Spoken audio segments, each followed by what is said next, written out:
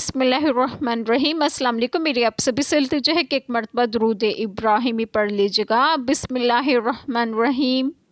اللہم صلی علی محمد وعلی آل محمد کما صلیت علی ابراہیم وعلی آل ابراہیم انک حمید مجید۔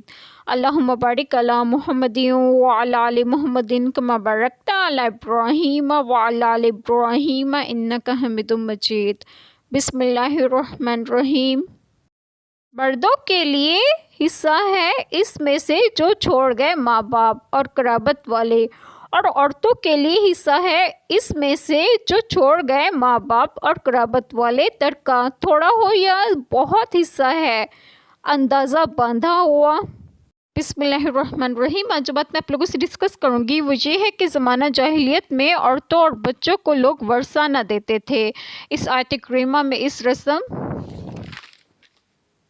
کو باطل کیا گیا ہے۔ وراثت صرف مردوں کا حق نہیں بلکہ اس میں عورتوں کا بھی حق شامل ہے، وہ بھی حصے دار ہے۔ میراث کتنی ہی کم کیوں نہ ہو تقسیم ہونی چاہیے۔ میراث کے یہ قوانین عرب جاہلیت کے اعتبار سے بالکل غیر مانوس تھے، اسلام نے انہیں اس سے روشناس کروایا۔ اس آیت کریمہ میں رسالت مآب صلی اللہ علیہ وسلم کا ترکہ بھی شامل ہے۔